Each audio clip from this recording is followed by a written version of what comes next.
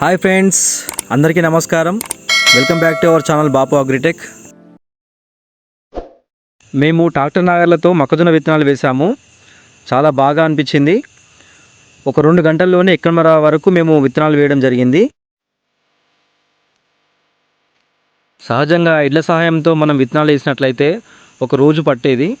ఇలా ట్రాక్టర్ వల్ల తక్కువ సమయంలో 2 గంటల్లోనే పూర్తయిపోయింది. ట్రాక్టర్కి ఉన్న దుంపల్ని తీసేసి ఒక 4 దుంపలు ఉండేలా చూసుకొని ఇలా ఒక సరైన క్రమంలో అమర్చుకొని ఫిట్ చేసుకున్నాము. ఈ దున్నడం వల్ల ఇలా 4 సార్లు రావడం జరుగుతుంది. ఈ 4 సార్లలో మనం విత్తనాలు వేసుకోవాలి. మేము మొక్కజొన్న విత్తనాలు వేసాము.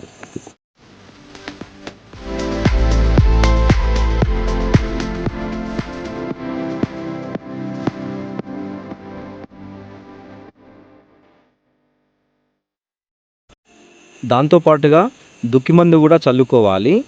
ఇలా వరుసతో వెళ్తూ ఇలా దుక్కిమందు వేసుకుంటూ వెళ్ళాలి.